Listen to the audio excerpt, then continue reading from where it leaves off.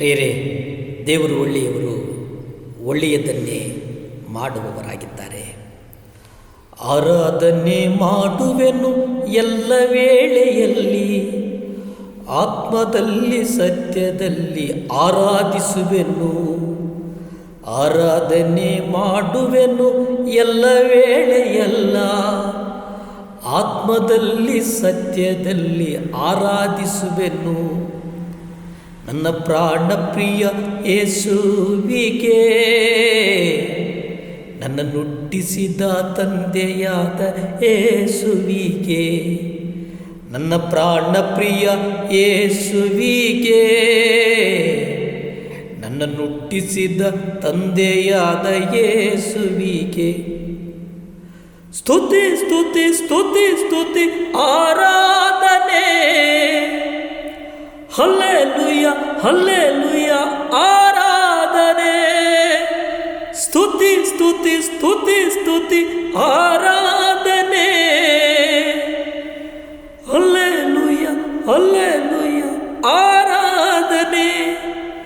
ಆರಾಧನೆ ಆರಾಧನೆ ಆರಾಧನೆ ಆರಾಧನೆ ಆರಾಧನೆ ಆರಾಧನೆ ಆರಾಧನೆ ಆರಾಧನೆ. ಪ್ರಿಯರೇ, ನೀನು ಕರ್ತನ ಮೇಲೆ ಭರವಸೆ ಇಡು. ಕರ್ತನು ನಿನ್ನನ್ನು ಆಶೀರ್ವದಿಸ್ತಾನೆ. ಯೆಶಾಯ 28:16 ನಾವು ನೋಡುವುದಾದರೆ, ಆದುದರಿಂದ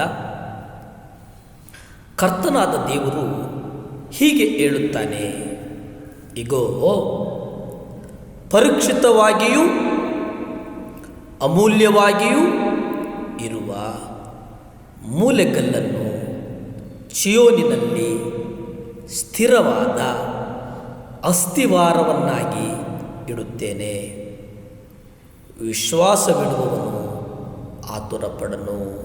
ಪ್ರಿಯರೇ, ಯಾರು ವಿಶ್ವಾಸದಿಂದ ನಡೆದುಕೊಳ್ತಾರೋ ಅವರು ಆಶಾಭಂಗ ಪಡೋದಿಲ್ಲ.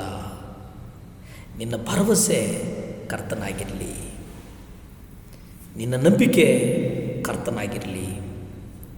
ನಿನ್ನ ಹೃದಯದ ಆಲೋಚನೆಗಳನ್ನು ಆತನ ಮುಂದೆ ಒಪ್ಪಿಸಿಬಿಡು. ಸಂಪೂರ್ಣ ಮನಸ್ಸಿನಿಂದ ನೀನು ಕರ್ತನಿಗೆ ಒಪ್ಪಿಸಿದಾಗ ಕರ್ತನು ಕ್ರಿಯೆ ಮಾಡುವವನಾಗಿದ್ದಾನೆ. ಸ್ವಂತ ಮನಸ್ಸಿನ ಆಲೋಚನೆಗಳನ್ನು ನೀನು ಕರ್ತನ ಮುಂದೆ ಇಟ್ಟು ಬಿಡು. ನಿನ್ನ ಸ್ವಂತ ಮನಸ್ಸಿನ ಆಲೋಚನೆಗಳ ಪ್ರಕಾರ ನಡೆಯುವುದು ಬೇಡ. ನಿನ್ನ ಸ್ವಂತ ಮನಸ್ಸಿನ ಆಲೋಚನೆ ಪ್ರಕಾರ ನಡೆದರೆ ನೀನು ಅಗತ್ಯವಾಗಿ ಹಿಂಸೆಗೆ ಒಳಗಾಗ್ತೀಯ, ಸಕ್ಸಸ್ಸನ್ನು ಕಾಣೋದಿಲ್ಲ. ಆದರೆ ಕರ್ತನ ಪಾದದಲ್ಲಿ ಕುಳಿತು, ಅಪ್ಪ, ನಿನ್ನ ಚಿತ್ತವನ್ನು ನನಗೆ ತೋರ್ಪಡಿಸು, ನಿನ್ನ ಚಿತ್ತದಂತೆ ನೀನು ನನ್ನನ್ನು ನಡೆಸು ಎಂಬುದಾಗಿ ನೀನು ಕರ್ತನನ್ನು ಎಡೆಬಿಡದೆ ಕೇಳಿದಾಗ ಕರ್ತನು ನಿನ್ನನ್ನು ಆಶೀರ್ವದಿಸ್ತಾನೆ.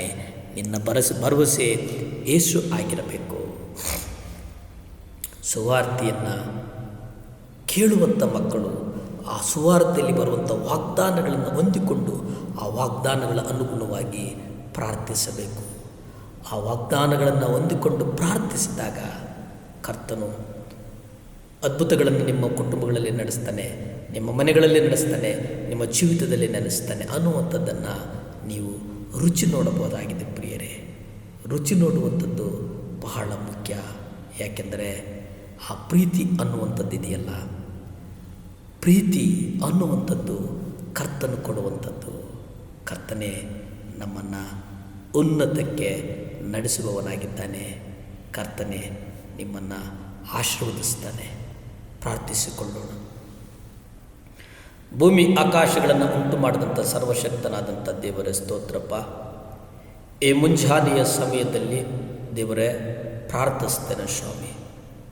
ವಿಶೇಷವಾಗಿ ಕೆಲವು ಮಕ್ಕಳು ಸಾಲದಿಂದಿದ್ದೇವೆ, ಸಾಲಗಳಿಂದ ಬಿಡುಗಡೆ ಆಗಬೇಕು ಪ್ರಾರ್ಥಿಸಿ ಎಂಬುದಾಗಿ ಹೇಳಿದ್ದಾರಪ್ಪ.